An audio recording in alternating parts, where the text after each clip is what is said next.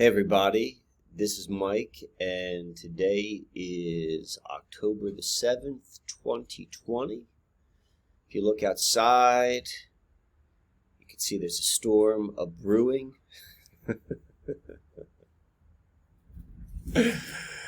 As both a literal description, like a storm's brewing outside, but there's a storm brewing outside also. You know, that's a metaphor too. So, today's talk's going to be, I'm going to pick up where the last one left off, and I'm going to go into really understanding fourth dimensional consciousness so that we can move off it.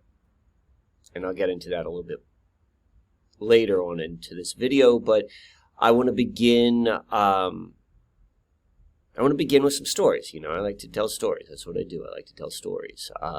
You know, we as the five-fingered ones are story beings. We like stories. When you mix emotional body with mental body, you get a story. And so that's what we like. And one of the reasons I want to go and tell these stories, or just tell stories in general, is because it is our natural way to want to hear stories, and if we are not hearing them from each other,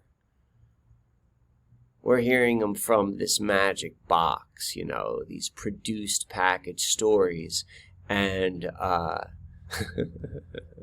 you don't always know exactly what you're taking in on your story. So I'm going to begin this story with the story of a story. So a couple days ago, me and my lady were watching a show with the little girls, and you know, it was the weekend. They're like, "Can we see a movie? Can we see a movie?" And we're like, "Yes, you can see a movie."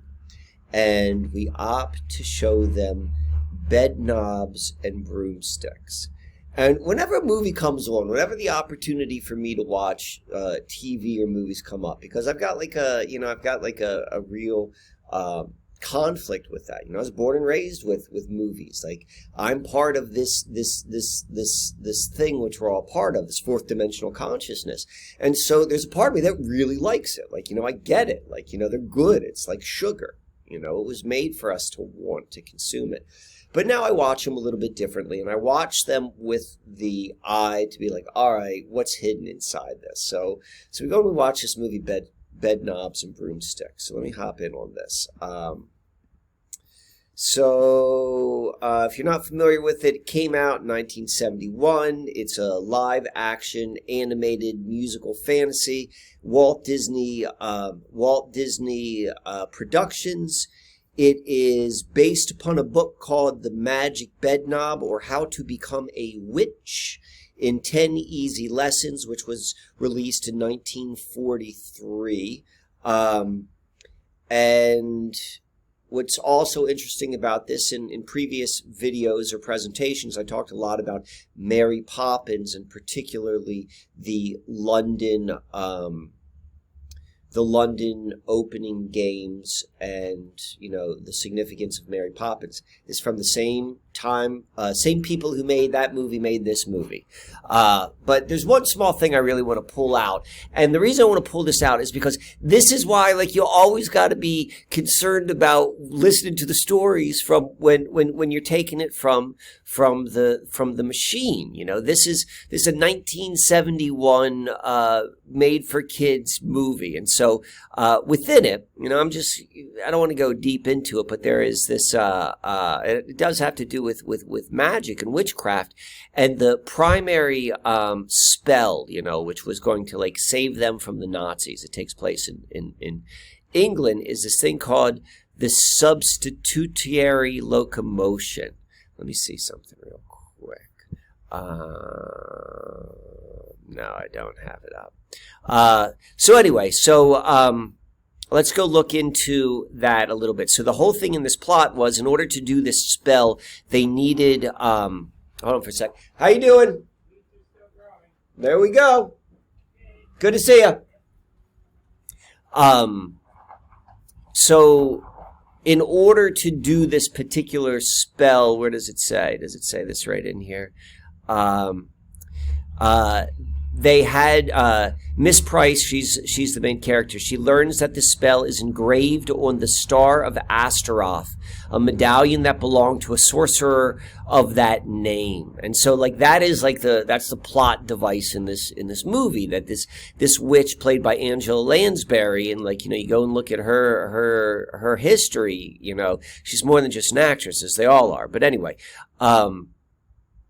you know, that's this Star of Astaroth is significant. That's what it's all about. This is the key to it. So let's go look at the Star of Astaroth. This is a screenshot from the movie. You've got like some made up Latin words. And then you've got this word, which was an Egyptian word or an Egyptian goddess. But I really want to point out here, we've got D. John D plays a little bit of a jump into this. And we can see this is what it is. And this is it. It's Bedknobs and Broomsticks, the Star of Astaroth. Well, who is that? Well, Astaroth in demonology is in the first hierarchy. And he is on the same level as Beelzebub and Lucifer. They make the evil trinity.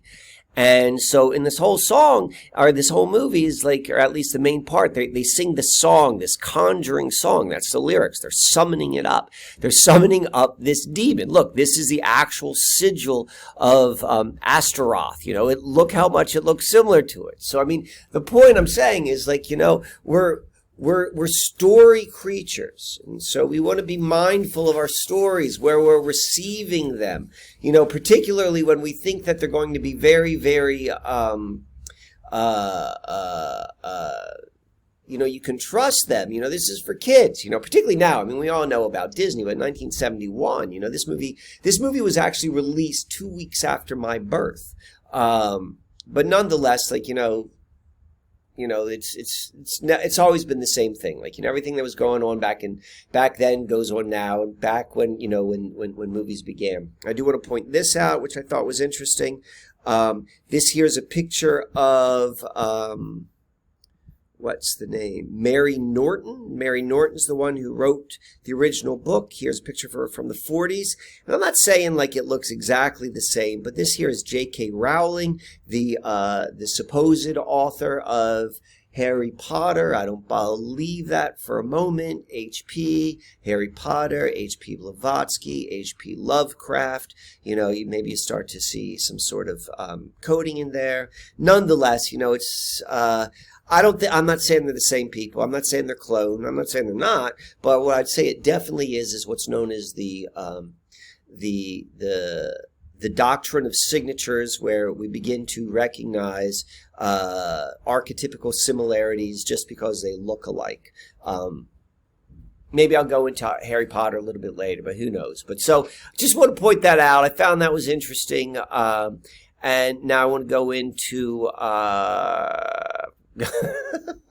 Go into an actual story. That was the story about the story. So today, it started out unbelievably beautiful, so friggin' beautiful. One of the things which I've come to appreciate. Now, I'm almost 50 years old. One of the things which I've come to appreciate through experience is when there's a beautiful day. You know, maybe you live in San Diego. Maybe you live in a climate where like every day or the majority of days is balmy and sunny. But if you experience the 4 seasons, you know, like I do in the Mid-Atlantic, you know, you become aware, like, you know, not every day is summer, not every day is the same. And then within that whole continuum of what a day could be like, and particularly nowadays with, you know, weather being manipulated the way it is, like when a good day happens, when a beautiful day happens, like you appreciate it, or, you know. So today started out as one of those days, and me and Jenny and the girls, we went down to Gnome Countryside. So Gnome Countryside here in Lancaster County is a bit of a it's a legend. So let me go. I got some pictures here. So is that we'll start right here. So Gnome Countryside, it's run by this man right here, who's a very good friend of mine, Mr. Rich, and He has turned his property into, this is Gnome Countryside, return home and honor the forest environment in your lives. And he's turned his entire property in southern Lancaster County into a place where, you know, it's really ideal for like first graders, where they get to have like a little bit of experience out in the forest. And he dresses up like a gnome and he tells gnome stories, and it's this really kind of neat sort of place. But it's much, much deeper than that. But like on the surface, that's what it is. And so Mr. Rich here, he's 80 years old. This man is a spectacular human being. I think 3 different documentaries have been made about him for different reasons. One of them being like the longest people who've lived with diabetes for over 50 years. He's been in books, you know, people who built their houses by hand. Just a spectacular human being. He's walked across the country 3 different times, ridden his bike across the country. Like, he's just like an exemplary sort of person who's lived life based upon their own rule sets. And so I'm lucky enough to call him a friend. And so this here's his house, and he has a sauna. So this here's his house. You walk right in. Actually, his house burnt down. His original house, which was part of the original part dated back to the 1700s. It burnt to the ground, and the community came around and like rebuilt this house. But this new house, which is spectacular. But so you walk in there, and it says Ho Dakota, which means welcome, my friend. You know, that's the spirit of this man. And the reason why we came is because we went to his sauna. I've probably been to like maybe 30 or 40 saunas at Mr. Rich's house. And this is what his sauna looks like. It's a very rustic sauna. Probably a little bit more close to like a sweat, if you're familiar with that, than like, you know, a sauna, which you would go to in a spa. But nonetheless, it's this real magical place. This is what it looks like inside. It's in the greatest picture, but you can see it's kind of rustic. This is the heat comes out from the heat is generated from this furnace, if you will, wood burning furnace underneath, and then this window there is this window, and you sit inside here and you throw water on this, and it gets really friggin' hot in there, and you go there to sweat. And I've had amazing experiences there. He always is inviting strange people there. And what's interesting is, like, you know, I mean, it's not required, but it's a sauna. And, like, you know, Mr. Rich is always nude. I'm nude when I go there. Most people are nude, but he doesn't tell people that. Like, you know, there are a lot of people who are not anticipating going into the sauna that they have to be, you know, sans clothing. And so you go and you get to see, you know, where people are. I've taken saunas with an Amish man who wore wool pants in the sauna, which is one of the funniest things. But you hear stories, and it's just a great way to get to meet people. But the real point of why we were there now, and why the sauna is important is sauna is about detox. I've been asked by a bunch of people. They're like, you know, how are you preparing for what's seemingly going to come? And this is kind of like the nature of what all of this of what this presentation is going to be about. And it is it's about addressing addictions.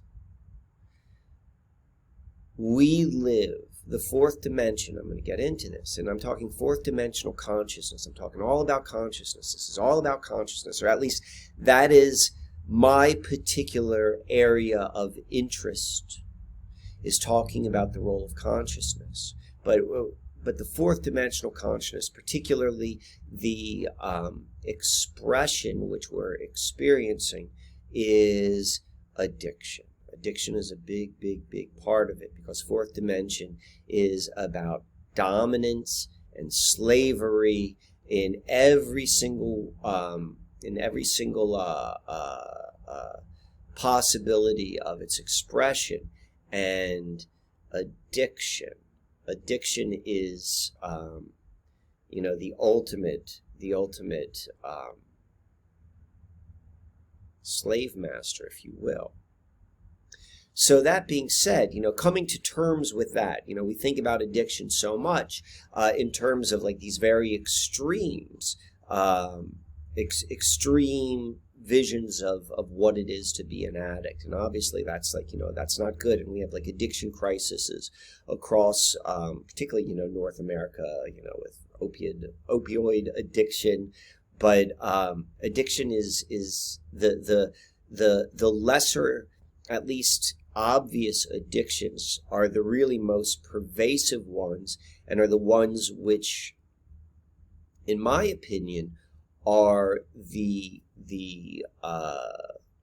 hooks, the glue, which are going to be holding us onto this fourth dimensional consciousness. So like the first thing is recognizing what fourth dimensional consciousness is, and then secondly, breaking off from it. And breaking off from it is not going to be easy because we're addicted. We've been raised to be addicted. So the reason why I went to Mr. Rich's today, why I went to Gnome Countryside, and the reason why I go to the saunas is because the sauna is, one of infinite ways of detoxifying the body. And what I'm particularly interested in within myself is sugar, I don't drink anymore, It's never like a bad drinker, but yeah, like I drank on a regular basis. I love to have 2 beers every day. I love to roll my own cigarettes. I love to smoke cannabis. I loved all that sort of stuff. I don't do any of it anymore. I certainly miss it. I'm certainly glad I don't, but I'm finding like the sugar addiction to be the most pervasive.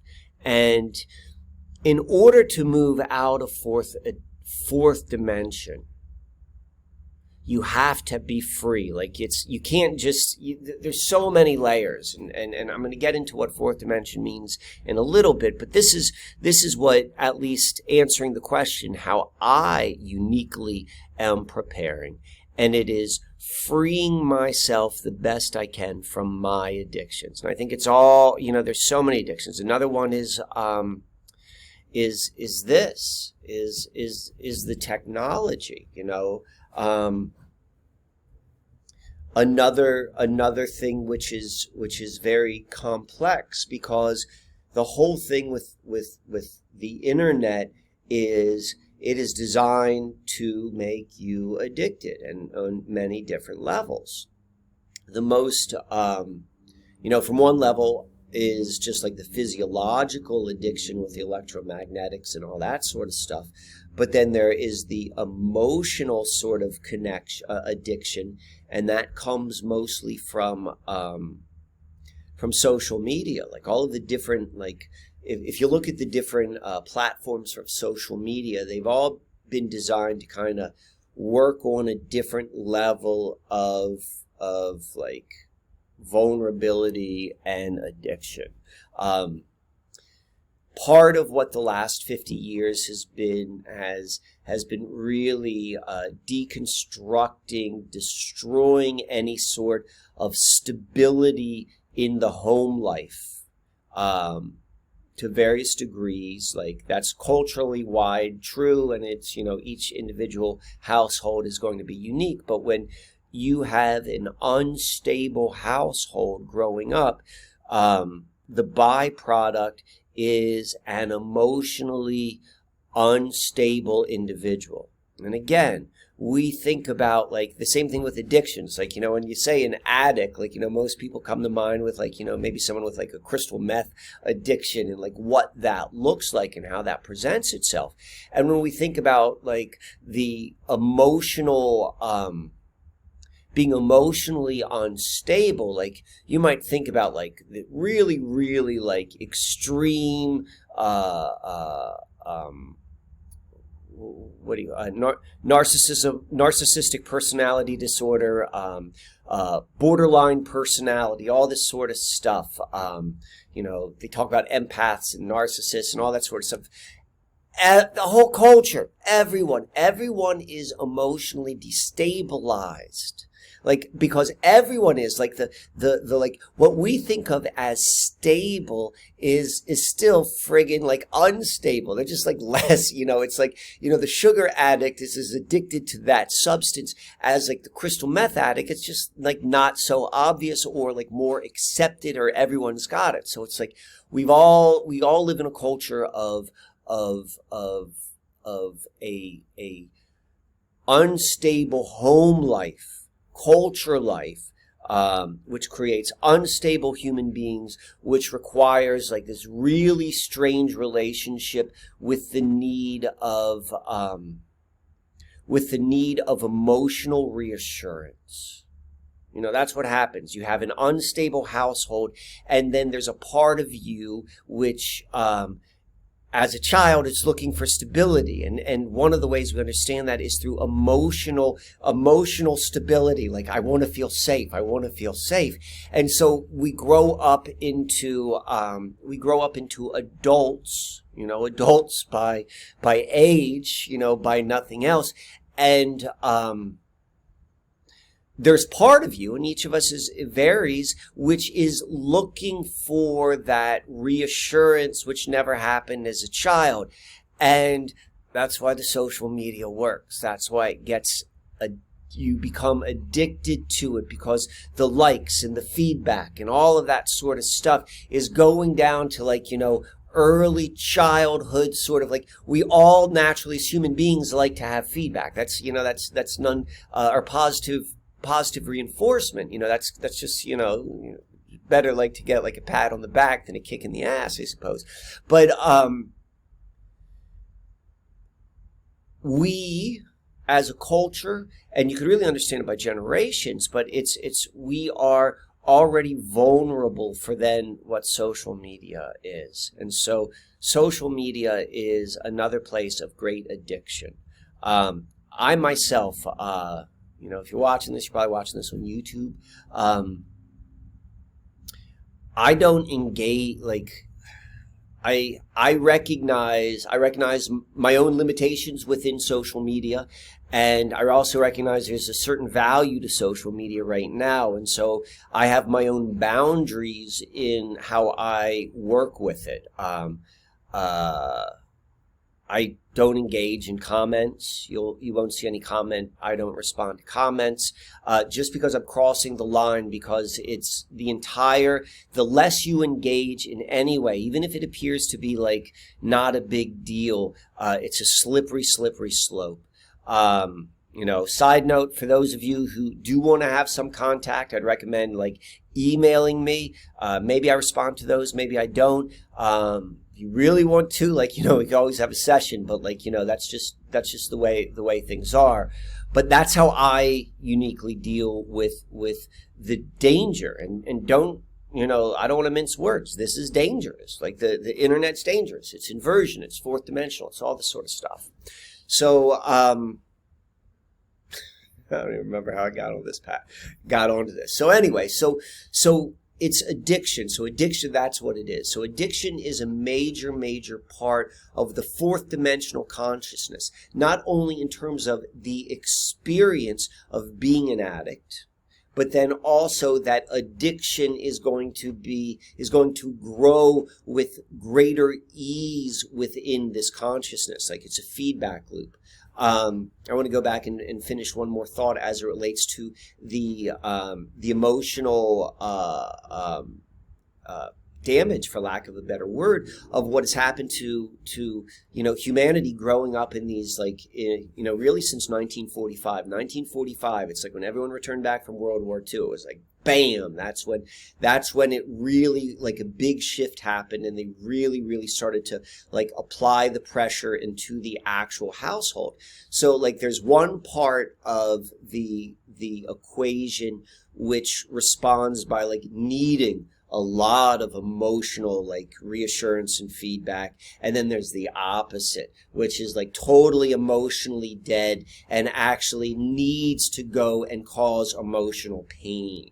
That's that kind of like what they call like that narcissistic empath relationship. I don't like those words because but it's based upon the truth there in terms of this meat grinder which everyone went through. It turned out like more or less two types of people, and they're being drawn into each other, and they're two sides of the same coin. So we're going to get a little bit more into that in a moment. But right now, what I also want to show is, I'm like teasing. I'm purposely teasing about getting into the description of what the fourth dimensional consciousness is. And the fourth dimensional consciousness, being able to understand it, is so that you know what you're trying to move out, or at least to me, that is the narrative which makes the most amount of sense. And I'll get into narratives in a little bit. So the last week or so, I'm going to share some of the stuff I've been making. I've been making bags. I don't know. I just know how to make bags. I like to make bags. This was all free leather given to me from a friend of mine who upcycles stuff. And so I get a great kick out of making bags out of this free leather. For these stones. It's another bag. And when I'm at work here, I like to go and make bags and make things. And one of the reasons why I'm doing this, because I think it's, I just like to make stuff. It's satisfying. But another part of, that's what I'm working on right now. See this? Show you the back. Here is known as, I think they call it, I don't know what the official name is, but it's called a Chinese writing stone, because the natural, these markings are said to look like Mandarin characters. And so this is a symbol of, that's used to help with writing, if you will. And so I went a step deeper, and I'm putting on in sand all of the letters of the alphabet. And I'm going to tell you why. I'm going to tell you why I do all this. There are two reasons. So the first thing is, another part of fourth dimensional consciousness has to do with money, and even more specifically, our financial system. There's a whole bunch of layers within fourth dimensional consciousness. I said fourth dimensional consciousness is inherently about dominance, but within this big continuum about dominance, there's also a smaller part which is about parasites. And a parasite is a very, very specific type of dominance. In fact, it's probably the nastiest of dominance, because when you are under the influence of a parasite, you are unaware that you're under the influence of a parasite. Let's say you're a literal slave, you've got a master who owns you and you're chained up. At least you understand the nature of the arrangement. It may not be a good arrangement, but you understand the rules of the game. A parasite, I mean this physically, spiritually, every type. How a parasite works is a parasite feeds off of its host, and it makes the host want. Almost always against the host's own best interest, what the parasite wants. So whether that's a type of food, often sugar, that's why I wouldn't get off sugar. But then spiritual parasites, they feed off of a very nasty type of emotion. And so they make the host go out and desire to have that particular experience or food in order to feed the parasite. And that's never in the best interest of the host.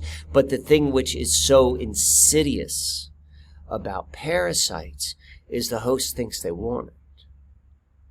And so what's bad about that is you are unable to trust your own instincts, because your instincts are calling for something. And if you're being honest with yourself and you understand that there's a parasite, or at least the potentiality of a parasite, you have to be able to ask yourself, and maybe you'll be able to answer the question honestly, but it takes courage to do so.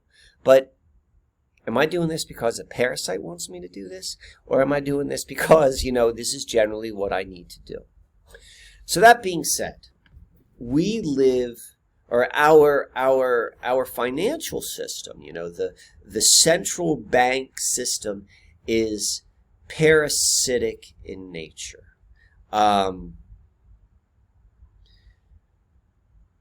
We could talk a lot about money. I actually have a degree in finance. It's like I know money. They didn't teach any of this stuff when I was going to school, but maybe one day I'll talk more about finance. But there is a need for money. There's a need for exchange. There's a need for exchange, and that exceeds different dimensions of consciousness. And what I personally am interested in is what I call fifth dimensional consciousness. And I'll talk a little bit more about that in a future video. But fifth dimensional consciousness is, like third dimensional consciousness, it's about harmony, whereas fourth dimensional is about dominance, and it's not harmony. The fifth dimension is about harmony, but it's about independence. And, part of getting out of the fourth dimension requires immense imagination. Immense imagination. And so what that means is to have imagination is the ability to think of something outside of your context. And so this is why capturing the imagination is so important to, Disney and fourth dimensional control systems, because when they capture your imagination, what you think about in your fantasy life, your thoughts, are within the fourth dimension. And so it's like, that's good. It's like, maybe you'll rebel against something specific. Hold on for a second. Hey, how are you? I'm doing well. Thank you for asking. The loose stuff in the bags, you guys know the drill? All right, thank you. You do the same. All right. So, the fifth dimensional consciousness, or at least to get to fifth dimensional consciousness, is going to require a lot of imagination. Third dimensional consciousness doesn't require nearly as much imagination because it's easier to look down. It's much harder to look up. So, okay. So that being said, we still need money. We still need money. And the fourth dimensional financial system, this parasitic model of central banking, which by definition creates a downward mental spiral. You will always be in debt because the foundation of central banking, the dollars which are created from the first central bank, comes with an interest, and there will never be enough money in the money supply to pay it back. It's not meant to be paid back. It's meant to create an energy of always being in debt, and it feeds off itself. There's only one thing that can survive and thrive within this type of parasitic financial service or model, and that is what's called a Ponzi scheme. The only Ponzi schemes they allow are stock markets, and you could create your own Ponzi scheme with your own friends. I'm not saying to do that because it's illegal, and the last thing I want to do is tell you to do anything illegal. But you could go, and as long as people were constantly putting $100 into a pyramid scheme, you could set it up so, and as long as people were constantly adding to it, that every month everyone's getting $15,000 or what have you. You could set it up that way. That's what they do, but they make that illegal. But that's what I'm saying. It's parasitic. But that being said, there's money. And so in my imagination, whether or not this is going to be true or not, and I just say that for disclaimer purposes, I think we're going to make our own currency. and what you make is going to be unique to you. And so I make things, and they hold value because real currency has intrinsic value. I don't, unless gold is doing something for you, if you're using gold to do something other than we agree that gold has value, I don't think gold has intrinsic value. That's my personal opinion. I'm not giving any financial advice here. And I think that these things for currency are more so for fun and games, because we don't need to buy. It's the fifth dimension is different. It is a different type of experience, but I'm not getting there yet. Nonetheless, is when I do stuff like this, in my mind, in my imagination, I'm creating my own currency. I'm creating something which people are going to want to touch. People are going to want to hold. People are going to want to do something with. And so that's what we have here with this Chinese writing stone with the English letters written upon them, made out of sand, volcanic ash, and human ingenuity. So the other thing, which I think is interesting about what we're doing, the same thing is true with bags. Part of our addiction of fourth dimensional consciousness is there's a sense of lack of not having enough. That's part of the inversion. Everything. So we're talking about consciousness. Consciousness is one of those words which is, it's hard to define. It almost exceeds definition. So we can use definitions, but it's still greater than that. Like love would be another example of like these words which people use a lot, but I don't think they really know what they're referring to something. But I always, if I'm talking to someone and they use that word love, I'm like, well, define it. Let me know what you mean by that. And a lot of times they can't even define that. But anyway, so consciousness. Consciousness is one of those tricky words as well. And consciousness refers to like how we perceive the outer world, how we take in information, how we interpret what we're looking for. But consciousness also has this strange relationship with our actual experience. One level of consciousness of this relationship is, I got someone pulling up here. Oh. How you doing?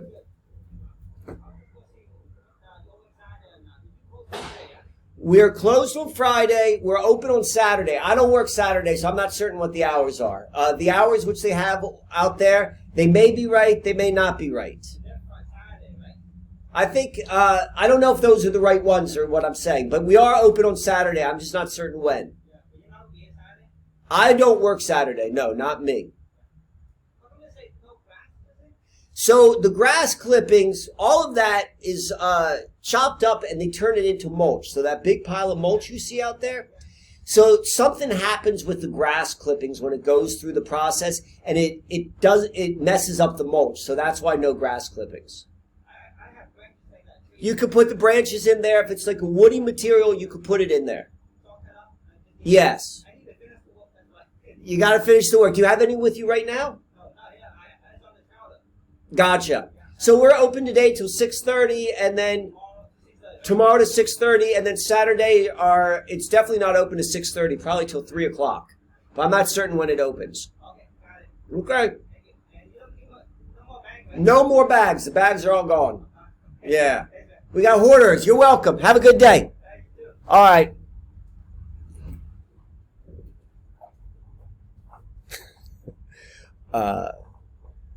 It brings me so much joy to interact with people. I can't even tell you how much I love this.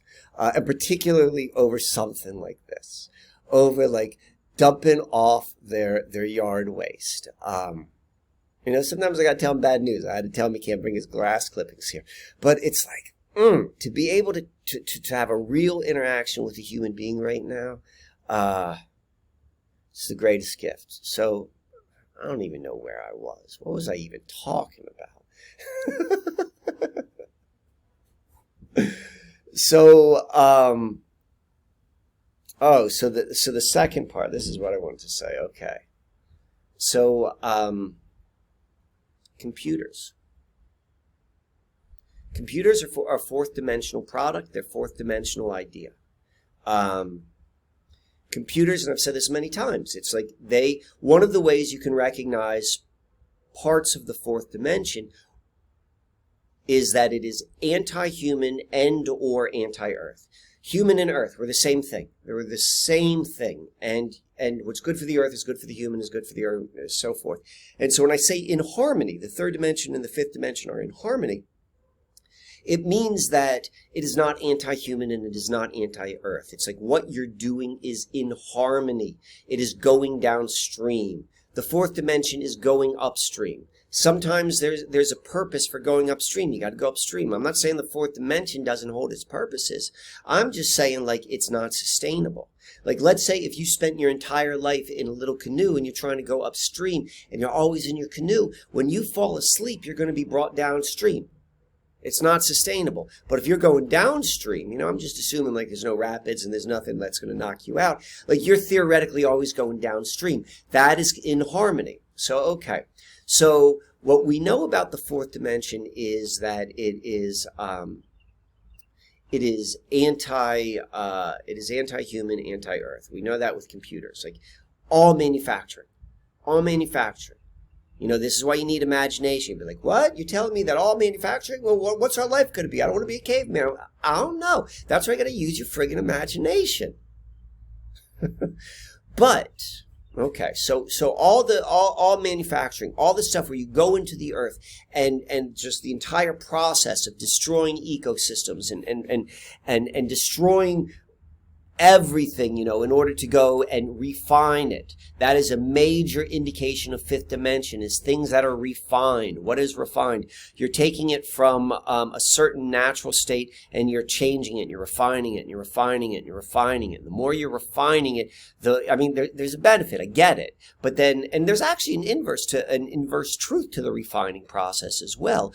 But on the fourth dimension, it is like, the more refined, the more disconnected it becomes from actual reality, and the more inversion it becomes. And so the computer is the most refined fucking thing you'll ever see. How the hell was your computer once a bunch of grass, stones, wood, or what have you? I'm being a little bit facetious when I say that, but that's how refined the process is. But nonetheless,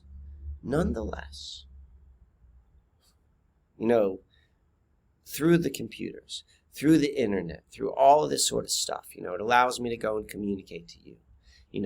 Theoretically, I'd be standing on a corner with like the end is near sign, and I wouldn't be able to talk to anyone who would be able to listen. That and because of computers, because of all that stuff, we have this sort of short window of opportunity in order to do so. And so there are some inherent truths. And so that's part of understanding the fourth dimension. In fact, by having a clear understanding of the fourth dimension, you can move out of your limited imagination, for those of us that are caught in it, because we can go and identify what is fourth dimensional consciousness, what is a product of fourth dimensional consciousness, because it is inherently out of harmony with either the earth or the slave labor to create this, the slave labor of the sad sap who has to work a weak ass hourly job to sell stuff, like all of that sort of stuff. Side note, I went into the mall. I love going into malls. I love to me, that's anthropology. And seeing what's happening. I walk by the Apple store. And the Apple store is the only store in the mall which I'm at where they're like putting the gun on the forehead. And, if you understand the hierarchy of retail space, it's like, that's what's coming. What begins with Apple goes everywhere else. So, nonetheless, there's a truth about computers. And maybe you're into crystals, maybe you're not. But for the people who are really into crystals, and I kind of have a weird relationship with crystals, and this is what's a side note. I've always been drawn to crystals. I've always liked stones. I've always collected stones. I've collected stones from everywhere I go in the earth. I believe that's the truth of humanity. I think part of what we do is we take stones from one part of the earth and we deposit it to other parts of the earth. And that's one of the ways we keep the connection throughout the earth. That's how I see it. But I've always been connected to stones. I've always been connected to crystals, but not so deep into the metaphysics, because I've got a suspect of a lot of the new agey stuff. That's not to say that I don't throw the baby out with the bathwater. But since I've been sugar free, and I'm going on 6 weeks, 8 weeks without any sugar. I was never hardcore sugar, but sugar was always in my system. things have gotten weird. Some of the weird things have come with crystals. And one of the things which people are really into crystals, they do is they program them. And I've always known when I looked at computers, and I've always said that computers, there has to be something else. There's got to be something else which is inherent, which do the same things which computers do, but it's just not computers. It's just not based upon a fourth dimensional product. It's the crystals. And this kind of aha of programming and the correlation between like the programming of the computers, that, maybe I'm saying something that makes perfect sense to other people, but to me, I never really owned that so much. So when I make these things, they're not just symbols as much as these are programs, and they're programs to assist us, because a computer. So the entire computer industry was sold to humanity as a bill of goods. In the 70s, everything worked fine. For the 70s, they were happy with business. And then all these computer companies came up, and they convinced buyers within business is that they're like, listen, buy my computer and it's going to make your life better. Instead of working 40 hours a week, you're going to work 20 hours a week, and you're going to get just as much done, and your life is going to get better. And fast forward to right now, like people who still work in an office job, they're working 60 hours a week. They're never separated from their phones. Maybe, there's this strange connection. You're never not working. You're never not a slave. So you're sold a bill of goods. But nonetheless,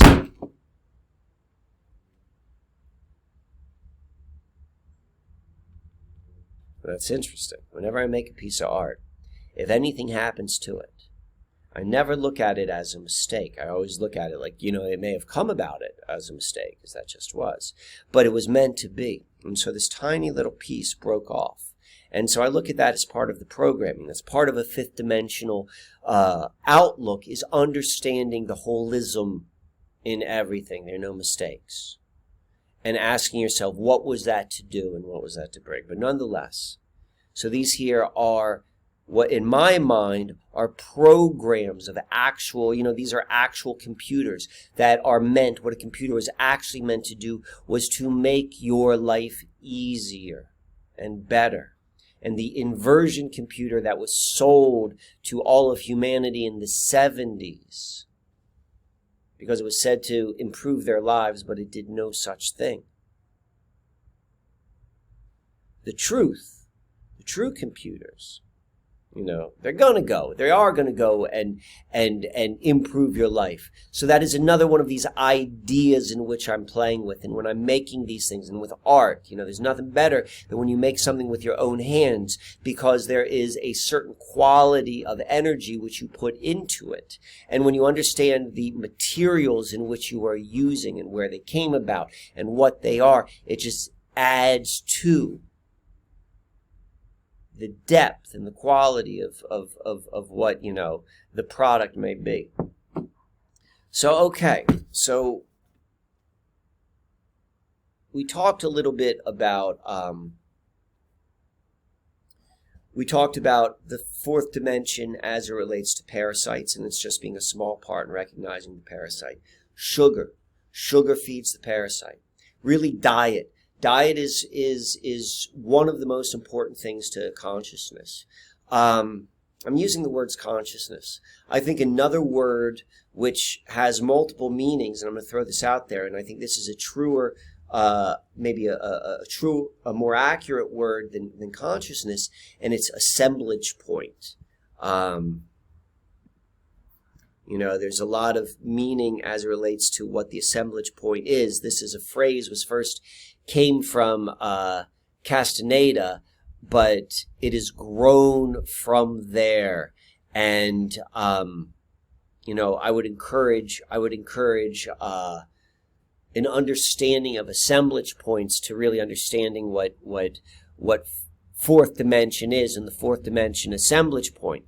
So diet. So that's where, back to diet.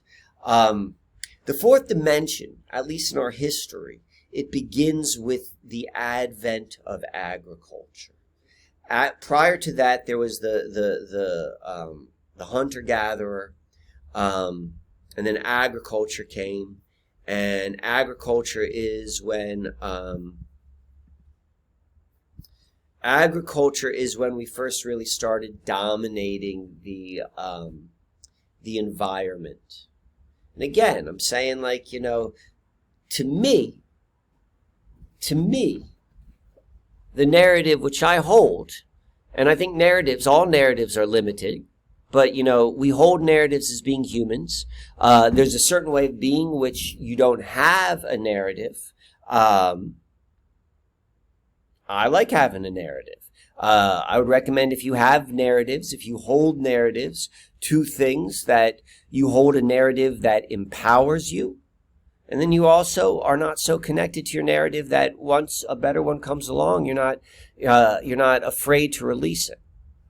But nonetheless, agriculture is when the fourth dimension began. This is when our diet changed. This is when warfare changed, or was introduced to humanity. I've got a sneaking suspicion this corresponds with the concept of the Nephilim. The Nephilim as what they were said to have taught humanity.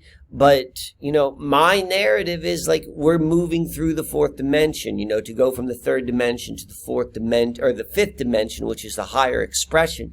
You know, I think that's what's literally happening right now. The entire world is changing, you know, and there is a change in our earthly environment. And to me, that's the indicator. Maybe I'm wrong. Maybe this isn't right at all. But to me, I think it's a pretty clear marker that the stuff is changing, and this is the opportunity. And so the opportunity is to move outside.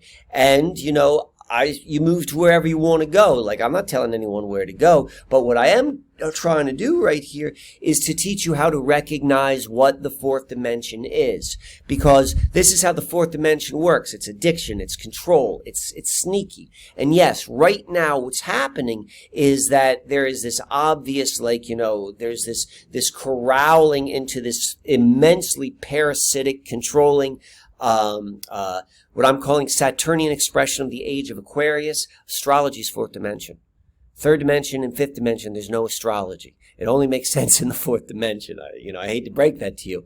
I use it, but I use it to understand this environment. But I recognize, like, it is just a tool for the fourth dimension. But nonetheless, part of the trickery of what is happening with fourth dimension is it's all about dominance. And so when there's a dominance, our culture is based upon dominance. And we've got some people who are higher up on the hierarchy and are lower on the hierarchy. And they're calling for a revolution. What is a revolution? It's just a turning of the wheel. And they're turning the wheel from who's on the bottom of the wheel to the top of the wheel. Who was once dominating is now going to be dominated. It's all fourth dimension. You know, and there's some people who are just going to stick on the fourth dimension. But if you want to get out of that cycle, you know, the two options, or at least that I see, and again, this is the narrative.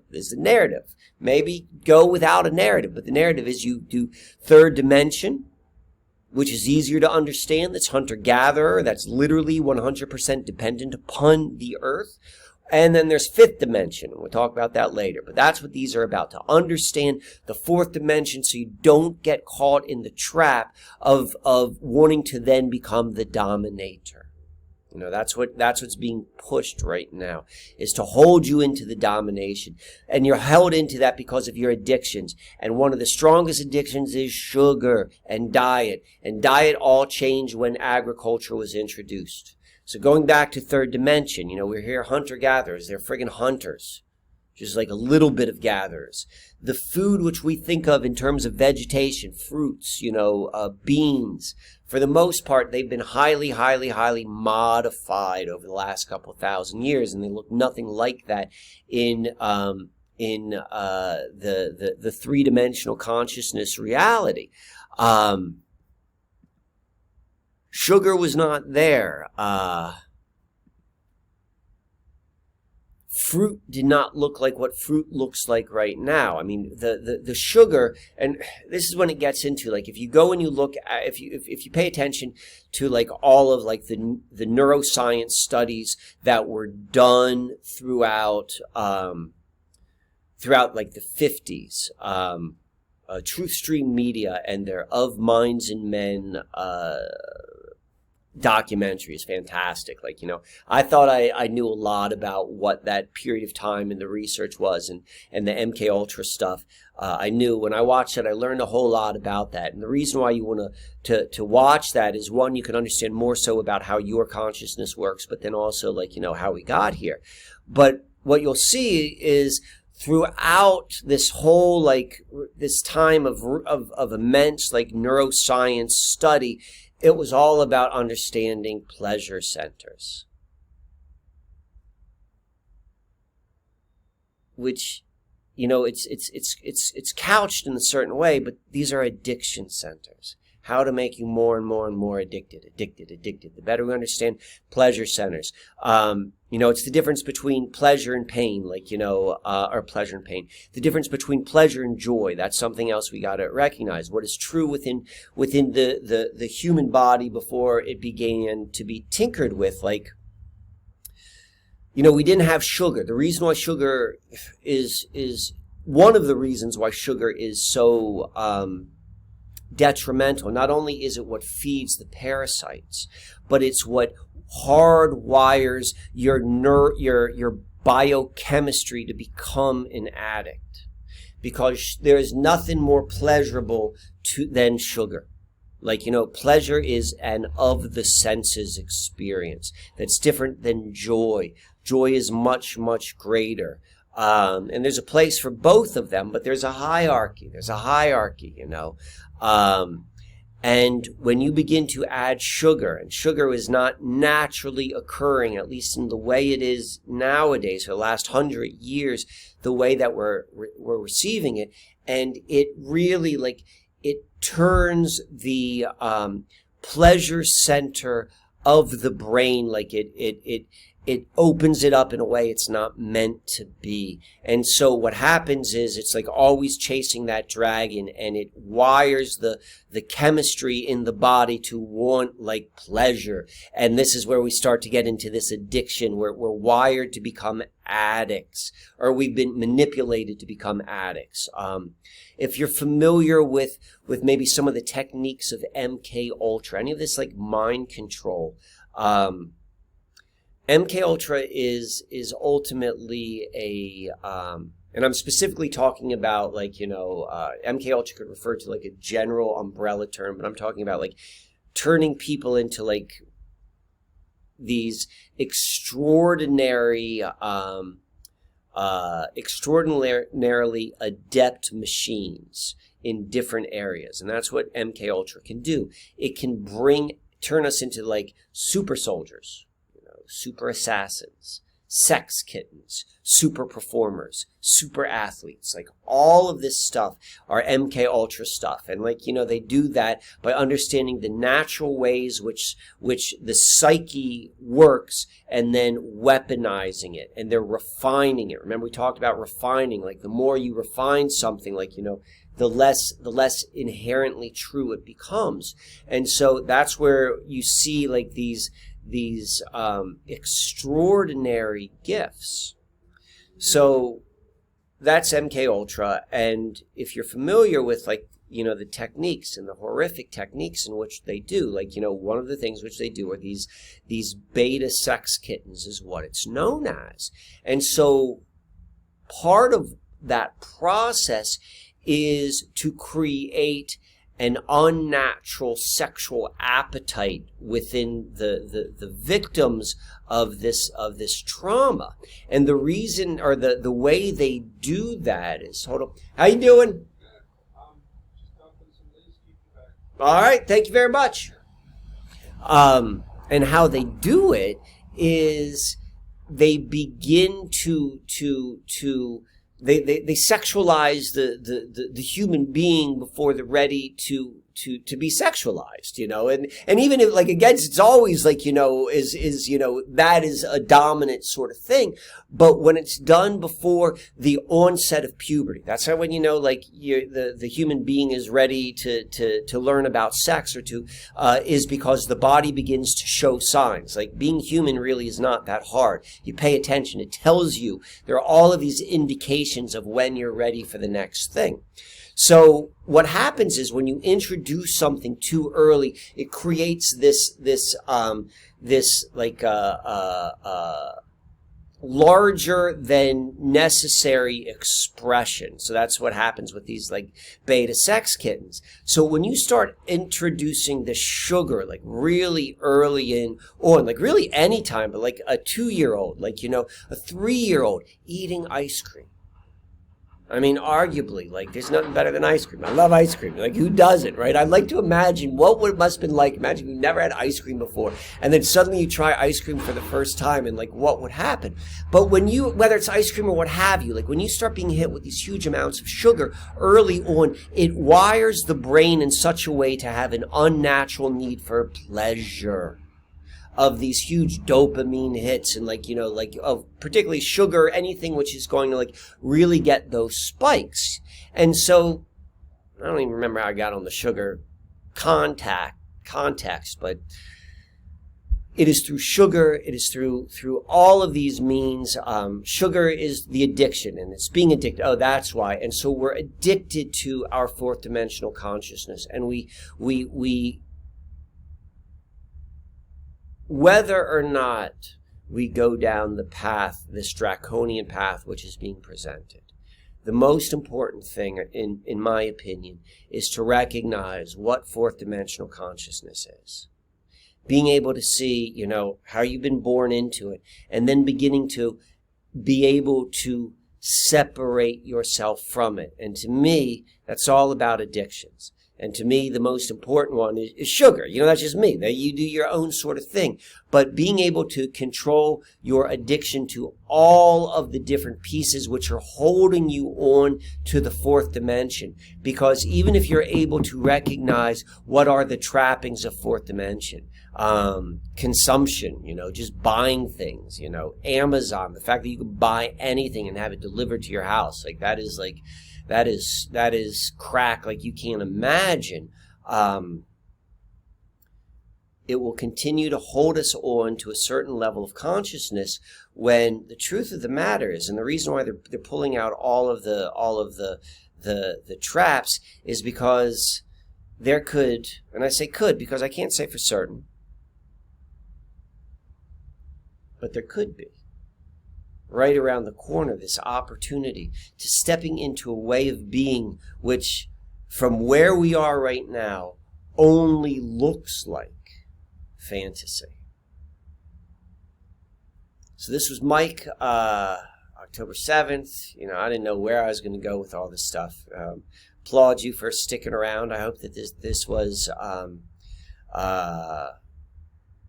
satisfying, interesting, food for thought. Until the next time, you know, keep smiling.